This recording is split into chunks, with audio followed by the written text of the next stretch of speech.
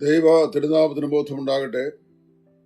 നല്ല വചനം പേജിലൂടെ നാം പഠിച്ചുകൊണ്ടിരിക്കുന്ന രക്ഷയുടെ ഭദ്രത സത്യമോ മിഥ്യയോ എന്നുള്ള പഠന പരമ്പരയുടെ മറ്റൊരു എപ്പിസോഡിലേക്ക് നിങ്ങളെ എല്ലാവരെയും ഹാർദവമായി ദൈവനാമത്തിൽ സ്വാഗതം ചെയ്യുന്നു.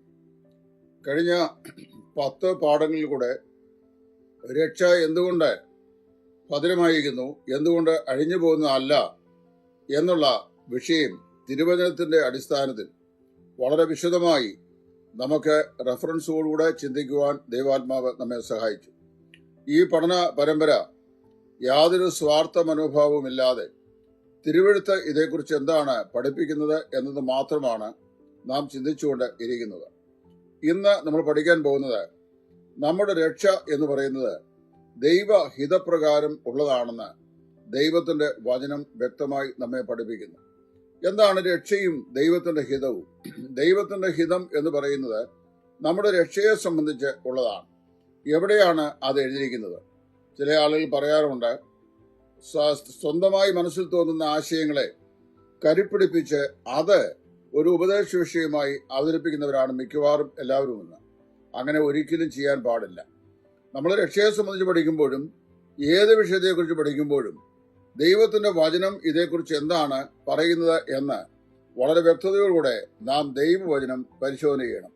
ബെരോവയിലുള്ള ക്രിസ്ത്യാനികളെ പോലെ ആയിരിക്കണം ഓരോ വേദവിദ്യാർത്ഥിയും എന്ന് പൂർണ്ണമായി ഞാൻ മനസ്സിലാക്കുന്നു. വിശുദ്ധ യോഹന്നാന്റെ സുവിശേഷം അതിന്റെ 6-ാം അധ്യായത്തിന്റെ 39-40 വാക്യങ്ങൾ. യോഹന്നാന്റെ സുവിശേഷം 6-ാം അധ്യായത്തിൽ നമ്മുടെ രക്ഷയുടെ ഭദ്രതയെ അരക്കിട്ട് ഉറപ്പിച്ച് നമ്മുടെ കർത്താവായ യേശു ക്രിസ്തു തന്നെ പഠിപ്പിച്ച വചനഭാഗങ്ങൾ പരിശുദ്ധാത്മാവ് രേഖപ്പെടുത്തിയിട്ടുണ്ട്. അവിടെ യോഹന്നാൻ ഇങ്ങനെ പറയുകയാണ്, അവൻ എനിക്ക് തന്നിട്ടുള്ളതിൽ ഒന്നും ഞാൻ കളയാതെ, ശ്രദ്ധിച്ച് വായിക്കണം, അവൻ എനിക്ക് തന്നിട്ടുള്ളതിൽ ഒന്നും ഞാൻ കളയാതെ എല്ലാം ഒടുക്കത്തെ നാളിൽ ഉയർത്തെഴുന്നേൽപ്പിക്കണം എന്നാകുന്നു എന്നെ അയച്ചവന്റെ ഇഷ്ടം. രക്ഷിക്കപ്പെട്ട വിശ്വാസികൾ എന്ന് പറയുന്നത് പിതാവായ ദൈവം പുത്രനായ യേശു ക്രിസ്തുവിന്റെ കാൽവരിയിലെ യാഗമരണത്തിന് പ്രതിഫലമായി പുത്രന് ദൈവം നൽകിയ ദാനമാണെന്നാണ് യോഹന്നാൻ 6-ൽ കർത്താവ് തന്നെ പറഞ്ഞിട്ടുള്ളത്. രക്ഷിക്കപ്പെട്ട ഓരോ വിശ്വാസികളും പിതാവായ ദൈവം പുത്രനായ യേശു ക്രിസ്തുവിന് ഇഷ്ടദാനമായി ഏൽപ്പിക്കപ്പെട്ടിരിക്കുന്ന സ്വത്താകുന്നു. ആ സ്വത്തിനെ കുറിച്ച് പറയുമ്പോൾ യോഹന്നാൻ 6:39 യോഹന്നാൻ പറയുകയാണ്, അവൻ എനിക്ക് തന്നതിൽ ഒന്നും ഞാൻ കളയാതെ എല്ലാം ഒടുക്കത്തെ നാളിൽ ഉയർത്തെഴുന്നേൽപ്പിക്കണം എന്നാകുന്നു എന്നെ അയച്ചവന്റെ ഇഷ്ടം. പുത്രനെ നോക്കിക്കൊണ്ട് അവനിൽ വിശ്വസിക്കുന്ന ഏവനും നിത്യജീവൻ ഉണ്ടാകണം എന്നാകുന്നു എന്റെ പിതാവിന്റെ ഇഷ്ടം. ഞാൻ അവനെ ഒടുക്കത്തെ നാളിൽ ഉയർത്തെഴുന്നേൽപ്പിക്കും. ഇവിടെ 2 പ്രാവശ്യം പിതാവായ ദൈവത്തിന്റെ ഇഷ്ടം എന്ന പദം ആവർത്തിച്ച് ഉപയോഗിക്കുന്നത് നാം കാണുന്നു. എന്താണ് പിതാവായ ദൈവത്തിന്റെ ഇഷ്ടം? തെസ്സലോനിക്ക ലേഖനത്തിൽ അപ്പോസ്തലനായ പൗലോസ് വിശ്വാസികളെ സംബന്ധിച്ചുള്ള ദൈവത്തിന്റെ ഇഷ്ടം പറയുന്നുണ്ട്. ദൈവത്തിന്റെ ഇഷ്ടമോ നിങ്ങളുടെ ശുദ്ധീകരണം തന്നെ. അപ്പൊ വിശ്വാസികളായ നാം ദൈനംദിന ജീവിതത്തിൽ പരിശുദ്ധാത്മാവിനാലും ദൈവവചനത്താലുമുള്ള വിശുദ്ധീകരണം പ്രാപിച്ച് തികഞ്ഞവരായി തീരണം എന്ന് ദൈവം നമ്മെക്കുറിച്ച് ആഗ്രഹിക്കുന്നു. അത് വിശ്വാസികളെ സംബന്ധിച്ചുള്ള ദൈവത്തിന്റെ ഒരു ഇഷ്ടമാണ്. ഇവിടെ ദൈവത്തിന്റെ ഇഷ്ടം മറ്റൊരു ഇഷ്ടം പറയുകയാണ്. എന്താണ് ഇഷ്ടം? 2 കാര്യങ്ങളാണ് കർത്താവ് പറയുന്നത്. ഒന്ന്, അവൻ എനിക്ക് തന്നതിൽ, ഞാൻ ഓർപ്പിച്ചല്ലോ, ഓരോ രക്ഷിക്കപ്പെട്ട വിശ്വാസിയും കർത്താവായ യേശു ക്രിസ്തുവിന് പിതാവായ ദൈവത്താൽ നൽകപ്പെട്ട ഇഷ്ടദാനങ്ങളാണ്. ആ ദാനങ്ങളിൽ ഒരെണ്ണം പോലും കളയാതെ, അഥവാ അവൻ എനിക്ക് തന്നതിൽ ഒന്നും ഞാൻ കളയാതെ എല്ലാം ഒടുക്കത്തെ നാളിൽ എഴുന്നേൽപ്പിക്കണം എന്നാകുന്നു എന്നെ അയച്ചവന്റെ ഇഷ്ടം. മരിച്ചവരുടെ പുനരുത്ഥാനം ഉണ്ടാകുമെന്ന് യഹൂദന്മാരും അടിസ്ഥാനപരമായി വിശ്വസിച്ചിരുന്നു. എന്ന് നമ്മൾ അബ്രഹാം ഇസ്ഹാക്കിനെ യാഗം അർപ്പിക്കുന്ന ശുശ്രൂഷയിൽ റോമാലേഖനം 4-ാം അധ്യായത്തിലേക്ക് വരുമ്പോൾ അപ്പോസ്തലൻ കാര്യം പറഞ്ഞിട്ടുണ്ട്. മരിച്ചവരെ ഉയർപ്പിക്കുന്ന ദൈവത്തിൽ അബ്രഹാം വിശ്വസിച്ചു എന്നാണ് വായിക്കുന്നത്. അങ്ങനെ തന്റെ ഏകജാതനെ മരിച്ചവരിൽ നിന്ന് എന്ന പോലെ തിരികെ പ്രാപിച്ചു എന്ന് വായിക്കുന്നു. മരിച്ചവരെ ഉയർപ്പിക്കാൻ കഴിയുന്ന വിശ്വസ്തനായ ദൈവത്തിൽ അബ്രഹാം വിശ്വസിച്ചിരുന്നു.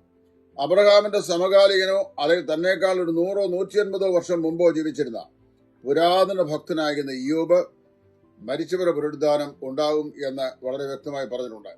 അദ്ദേഹത്തിന്റെ പുസ്തകം 26-ാം അധ്യായത്തിൽ അദ്ദേഹം പറയുകയാണ്, അന്യനല്ല, സ്വന്തം കണ്ണാൽ തന്നെ ഞാൻ അവനെ കാണും. എന്റെ ശരീരം ദേഹം ഇങ്ങനെ ക്ഷയിച്ച് പുഴു തിന്നാലും ആ ദേഹസഹിതനായി ഞാൻ ദൈവത്തെ കാണും.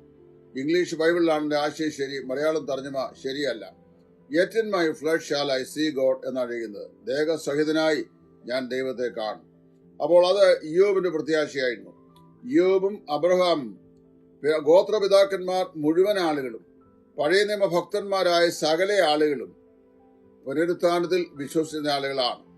ബാബേൽ പ്രവാസിലായിരുന്ന ദാനിയേൽ പ്രവാചകനും സിദ്ധന്മാരുടെ പുനരുദ്ധാനം ഉണ്ടാകുമെന്ന് ഏറ്റവും വ്യക്തമായി തന്റെ പ്രവാചക പുസ്തകത്തിന്റെ 12-ാം അധ്യായത്തിൽ രേഖപ്പെടുത്തുന്നു. ബുദ്ധിമാന്മാർ ആകാശമണ്ഡലത്തിന്റെ പ്രഭ പോലെയും പലരെയും നീതിയിലേക്ക് നടത്തിയവർ നക്ഷത്രങ്ങളെ പോലെയും എന്നും എന്നേക്കും ശോഭിക്കും എന്നോട് പറഞ്ഞിട്ടുണ്ട്. അതുകൊണ്ട് യേശു ക്രിസ്തു ഈ വചനങ്ങളെ സംസാരിച്ചത് തന്റെ ശിഷ്യന്മാരോടും യഹൂദന്മാരോടുമാണ്. തന്റെ ശിഷ്യന്മാരോടും യഹൂദന്മാരോടും കർത്താവ് ഈ വചനങ്ങളെ സംസാരിക്കുമ്പോൾ പുനരുത്ഥാനം എന്ന് പറയുന്ന വിഷയം അടിസ്ഥാനപരമായി പ്രത്യാശയോട് വിശ്വസിക്കുന്ന യഹൂദന്മാരുടെ മധ്യത്തിൽ നിന്നുകൊണ്ടാണ് കർത്താവ് പറയുന്നത്, അവൻ എനിക്ക് തന്നിട്ടുള്ളത് ഒന്നും ഞാൻ കളയാതെ, ഒരെണ്ണം പോലും നഷ്ടപ്പെട്ടു പോകാതെ ഒടുക്കത്തെ നാൾ ഉയർത്തെഴുന്നേൽപ്പിക്കണം എന്നാകുന്നു എന്റെ പിതാവിന്റെ ഇഷ്ടം. അതിന്റെ ഒരു സ്വതന്ത്ര തർജ്ജമ ഞാൻ ഒന്ന് പരിശോധിച്ച് നോക്കി ഗ്രീക്ക് ബൈബിളിൽ നിന്ന്.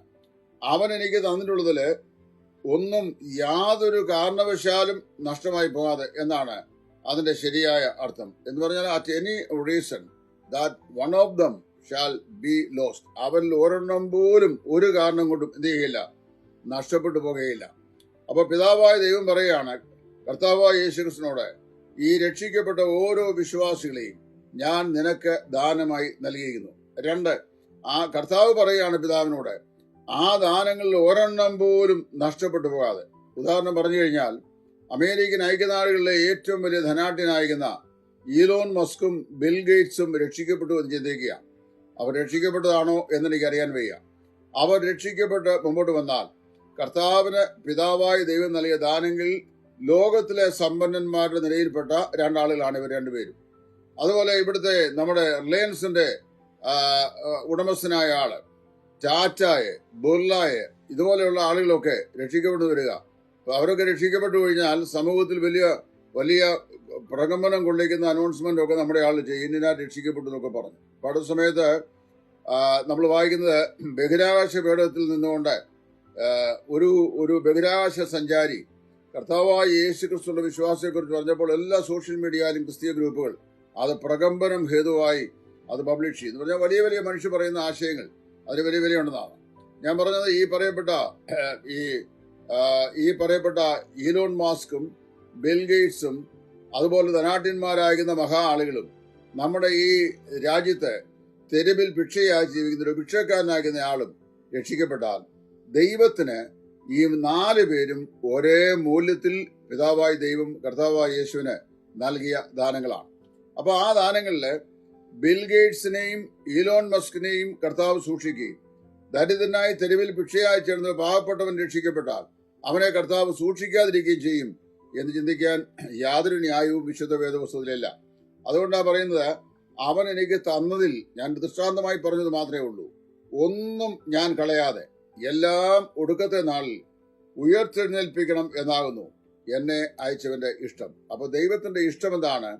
കർത്താവായ യേശു ക്രിസ്തുവിന്റെ കാൽവറിയിലെ യാഗമരണം മുഖാന്തരമായി അവനിൽ വിശ്വസിക്കുന്നവരെ പിതാവായ ദൈവം പുത്രന്റെ അവകാശമായി പുത്രനെ ഏൽപ്പിച്ചു കൊടുത്തിട്ട് ആ ഏൽപ്പിച്ചു കൊടുക്കപ്പെട്ട വിശ്വാസികൾ ഒരെണ്ണം പോലും നഷ്ടപ്പെടാതെ ഒടുക്കത്തെ നാളിൽ ഉയർത്തെഴുന്നേൽപ്പിക്കണം എന്നാകുന്നു പിതാവിന്റെ ഇഷ്ടം. അപ്പൊ പുനരുത്ഥാനത്തിൽ കർത്താവായ യേശുവാണ് നമ്മെ ഉയർപ്പിക്കാൻ പോകുന്നത്. കർത്താവായ യേശു പുനരുത്ഥാനം നമ്മെ ഉയർപ്പിക്കാൻ പോകുമ്പോൾ കർത്താവായ യേശുവിൽ വിശ്വസിച്ച് രക്ഷിക്കപ്പെട്ട ഒരു മനുഷ്യൻ പോലും, അല്ല ലോകദൃഷ്ടിയിൽ മനുഷ്യദൃഷ്ടിയിൽ വലിയവനും ചെറിയവനെന്നും വിദ്യാസമ്പന്നെന്നും വിദ്യാവിഹീനെന്നും സംസ്കാര സമ്പന്നെന്നും സംസ്കാര ശൂന്യനെന്നുമുള്ള വൈവിധ്യതകൾ ഉണ്ടെങ്കിലും ദൈവദൃഷ്ടിയിൽ അതിന് യാതൊരു മാനദണ്ഡവുമില്ല.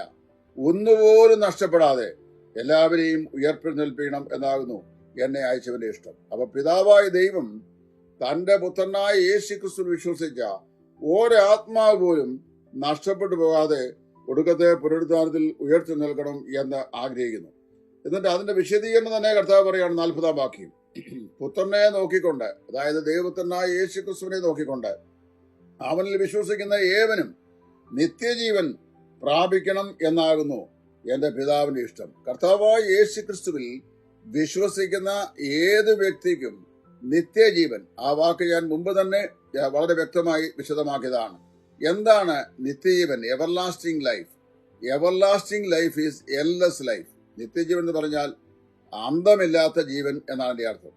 ഒരിക്കൽ നിത്യമരണത്തിന് വിധേയപ്പെട്ടിരുന്ന നമ്മെ കർത്താവായ യേശു ക്രിസ്തു വിശ്വസിച്ചു എന്ന കാരണത്താൽ പിതാവായ ദൈവം വീണ്ടും ജനിപ്പിച്ചപ്പോൾ നിത്യജീവനുള്ളവരായിട്ടാണ് വീണ്ടും ജനിപ്പിച്ചത്. നിത്യമരണം അന്തമില്ലാത്ത മരണമാണെങ്കിൽ നിത്യജീവൻ അന്തമില്ലാത്ത ജീവനാണ്. അപ്പൊ അവർക്ക് പുത്രനെ നോക്കിക്കൊണ്ട് അവനിൽ വിശ്വസിക്കുന്ന ഏവനും നിത്യജീവൻ ഉണ്ടാകണം എന്നാകുന്നു എന്റെ പിതാവിന്റെ ഇഷ്ടം. അപ്പൊ 2 ഇഷ്ടങ്ങളിലൂടെ പറഞ്ഞു. ഒന്ന് ഏതാണ്?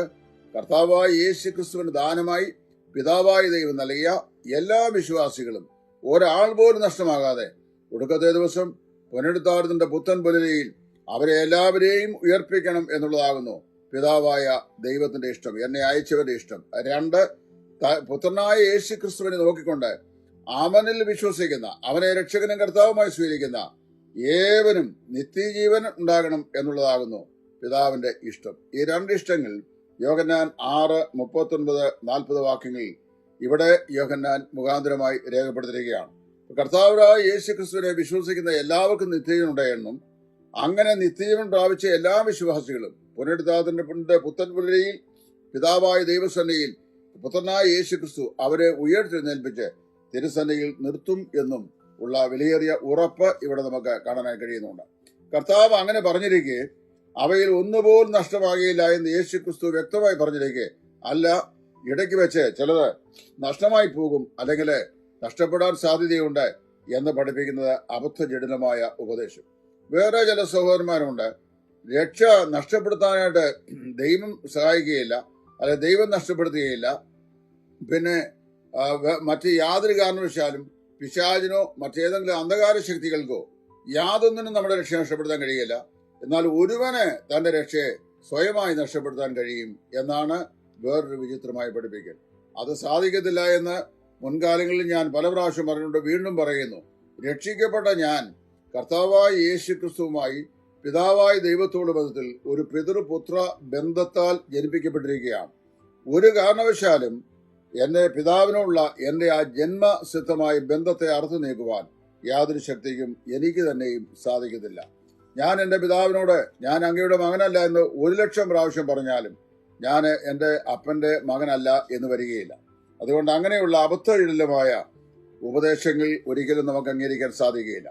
ഞാൻ ഈ പറഞ്ഞു വന്നതിന്റെ ഒരു വിശദമായിരിക്കുന്ന ദൃഷ്ടാന്തമാണ് പഴയ നിയമത്തിൽ നാം കാണുന്ന ദാവീദ് രാജാവിന്റെ ജീവിതത്തിലെ ഒരു ചരിത്രം. അവിടെ നമ്മൾ വായിക്കുമ്പോൾ ദാവീദിന്റെ ജീവിതത്തില് ഒരിക്കൽ അവൻ അപ്പന്റെ ആടുകളെ മേയിച്ചുകൊണ്ട് കാട്ടിൽ നടക്കുന്ന സമയത്ത് ഒരു സിംഹവും ഒരിക്കലൊരു കരടിയും ആടിനെ പിടിക്കാൻ വേണ്ടി വന്നു. അങ്ങനെ അവ പിടിച്ചപ്പോൾ എന്ത് ചെയ്തു? 2നെയും ദാവീദ് അടിച്ചു കൊന്ന ശേഷം അതിന്റെ വായിൽ നിന്ന് ആടിനെ രക്ഷിച്ചു എന്ന് വായിക്കുന്നുണ്ട്. അപ്പോൾ വാസ്തവത്തിൽ ഇത് നമുക്ക് ലഭിച്ച രക്ഷയുടെ ഭദ്രതയുടെ മനോഹരമായ ഒരു ദൃഷ്ടാന്തമാണ്. ദാവീദ് പല നിലയിലും, എല്ലാ നിലയിലും എന്ന് ഞാൻ പറയുകയില്ല, പല നിലയിലും യേശു ക്രിസ്തുവിന് സാദൃശ്യമായിട്ടിരിക്കുന്നു. ക്രിസ്തു സമം ദാവീദ് എന്ന് ഞാൻ പറഞ്ഞിട്ടില്ല, അതാരും തെറ്റിദ്ധരിക്കരുത്.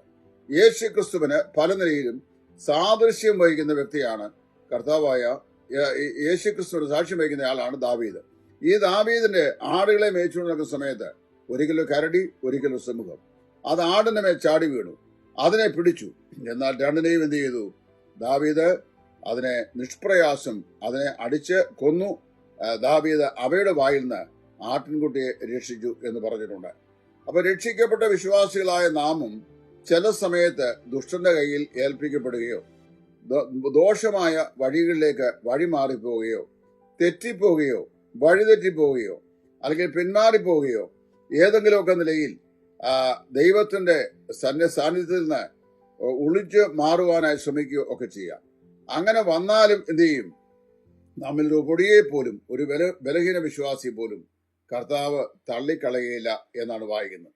വിശ്വാസികൾ ബലവാന്മാരുമായ വിശ്വാസികളുണ്ട്.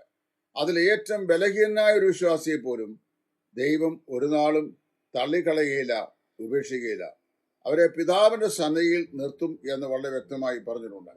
ഈ വാഗ്ദത്തങ്ങൾ നമുക്ക് ദൈവത്തിന്റെ വചനത്തിൽ എത്രയും വ്യക്തമായി നൽകിയിട്ടുള്ളത് കൊണ്ട് നമ്മുടെ രക്ഷ എന്ന് പറയുന്നത് അനന്തമാകുന്ന ജീവൻ നമുക്ക് നൽകപ്പെട്ടതും നിത്യതയിലേക്ക് നീണ്ടു നിൽക്കുന്നതും യാതൊരു കാരണവശാലും ഇടയ്ക്ക് വെച്ച് മുറിയാത്തതും ആർക്കും ഇല്ലാതാക്കാൻ കഴിയാത്തതും ഒരു ശക്തിക്കും ഭേദിച്ചു കളയാൻ കഴിയാത്തതുമായിട്ടുള്ള മഹത്വരമായ രക്ഷയാണെന്ന് ദൈവം പറയുന്നു. രക്ഷ നഷ്ടപ്പെട്ടാൽ ഈ ദൈവഹിതം എങ്ങനെ നിറവേറും?